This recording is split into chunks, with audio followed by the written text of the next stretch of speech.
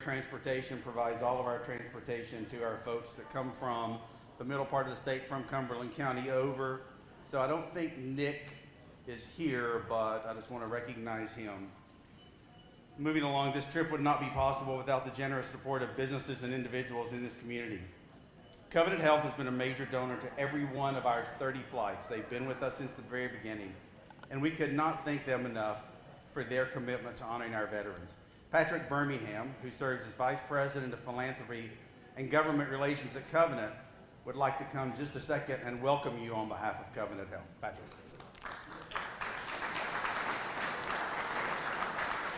Thank you, Eddie. This is really a special occasion, and as Eddie said, Covenant Health has been part of this since the beginning. So on behalf of our board of directors, our physicians, and our more than 10,000 employees, it's truly a privilege to be part of these HonorAir flights. So thank you and have a great trip today. Thank you, Patrick, and again, thank you to Covenant Health. We are honored to have some of our elected officials with us today also, coming to send you off on what we know will be a memorable trip. We're exceptionally pleased that Congressman Tim Burchett is in Knoxville today and was able to join us here for this 30th flight send-off. And I think the congressman is around right here. He wants to share a few thoughts with you.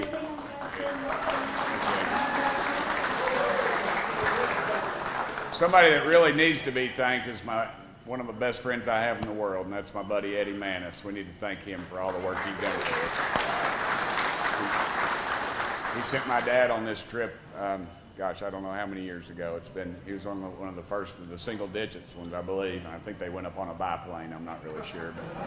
But anyway, it's a pleasure being here. It's also a pleasure being here with Mayor Kincannon. We appreciate Patrick and the good folks at Covenant for the great work they've done for us. My buddy Glenn Jacobs, Mayor of Knox County. It's hard to miss him, but he had to leave. So I wanted to make sure y'all knew he was here. He comes from a family of veterans. And I'll be very brief. I always remember my daddy said when he came home from the Second World War, the last thing he wanted to do was hear from a politician, but when they landed in San Diego, they fought all the way across the Pacific. He said there was a mayor giving a speech, and he said, those Navy guys, Dad was a Marine, of course, he said those Navy guys embarrassed him because they cursed at the mayor. So I actually think it was some of the Marines, actually. It's probably my daddy, actually, if you knew my daddy, but it is a pleasure being here. And, I've always remembered the story Dad told me. He was in the 1st Marine Division, and a lot of the folks in his generation, when the Japanese bombed Pearl Harbor, he enlisted. He wanted to get to the fight, as you all exhibited that. And he was on Okinawa. He was on the invasion of Peleliu. Then they went to Okinawa, and then they were not sure what was going to happen. They didn't know anything about atomic weapons, and of course they dropped the bombs on Hiroshima and Nagasaki. But he said they were sitting around a campfire one night on Okinawa. They thought they were going to have to invade Japan. He said everybody was sitting around the campfire, and he said there were some enlistees like himself, and there were some draftees and others, and Dad said they were all excellent Marines, and one kid had lied about his age, was too young to be there. Another guy was probably a Phi Beta Kappa. But they went around the campfire, and they were all talking about why they were there. And the reason they were there was because what we have in this country is very unique. We have a country where people fight to get in and not fight to get out. We have incredible freedom. God has granted us incredible liberties. And the reason we have those liberties in this country is because men and women have continuously worn our country's uniform and defended our rights. And I salute you for that. And I'll end with this. As a Christian, I owe the men and women that wore our country's uniform everything I have in my life but my salvation. And I salute you for that. And thank you all so much. And God bless this great country.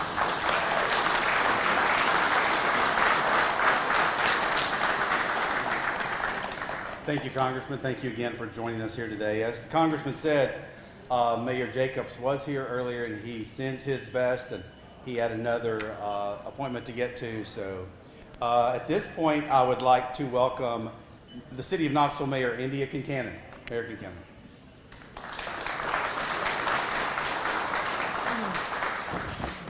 Thank you so much. It's a real pleasure and honor for me to be here today. As Eddie has said, we've had 29 flights and soon to be 30, and it's happened over the last 13 years, and more than 3,700 veterans have been served. So I do want to, before I thank other people, I want to say, you may have noticed there's a happy birthday balloon here today. And that's because someone who's very important, without whom so many of these flights would not be possible, is his birthday tomorrow. And so let's give a warm round of applause again for Eddie Manis. Happy birthday tomorrow. Thank you so much. Oh, and here's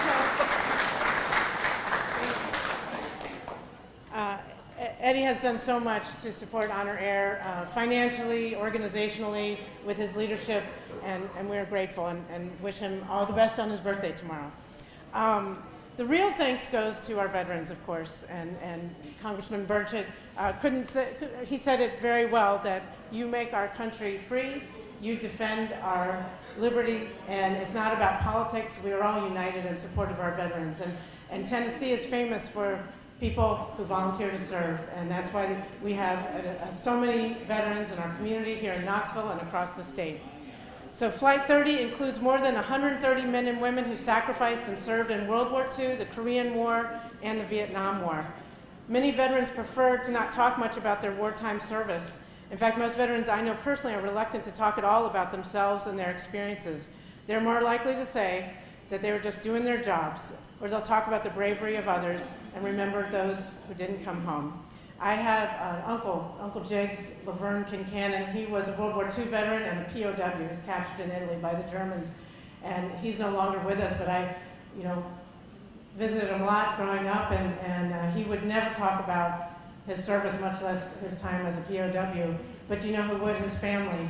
His family would talk about his service and talk about how grateful they were for all the soldiers who helped bring him back home. So thank you for all the veterans who do that work. Ordinary people who put their lives on hold and simply want to serve their country. People who did their best under the worst hardships.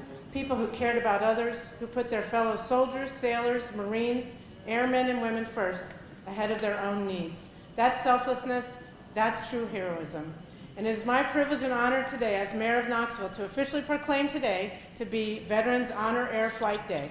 Here's the proclamation. I won't take your time to read it, but you'll all get a copy of it later today. So congratulations. Today is your day. Thank you. You'll receive a copy of this. Looks like the weather's cooperating, so I hope you have a great trip. Enjoy the sights and sounds of Washington, D.C. Never forget that the monuments that you're going to be visiting today were erected by a community, by a nation, deeply grateful to you and the millions of others who served faithfully and fully. And when you get back this evening, you'll find a crowd of your fellow East Tennesseans welcoming you back home. A final and fitting salute to your service. Thank you so much and have a great day.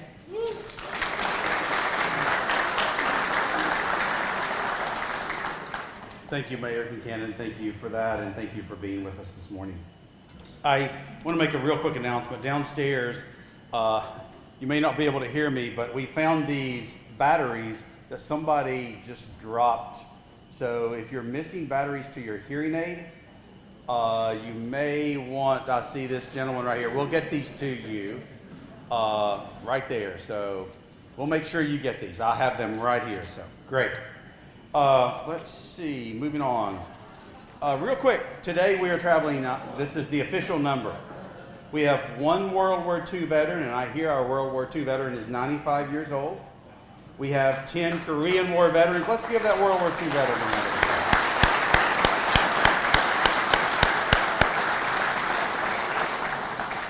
Chances are he'll be first off the plane, first off the bus, so that's usually the way it is. 10 Korean War veterans, and we have 120 Vietnam veterans with us today. So that makes a total of 131 veterans traveling with us. And if you remember from orientation what I said, we're traveling with 131 veterans that are all from East Tennessee. When we arrive back tonight, we will have 131 veterans. Can't guarantee the ones we bring back will all be from East Tennessee, but we will bring 131 veterans back with us tonight.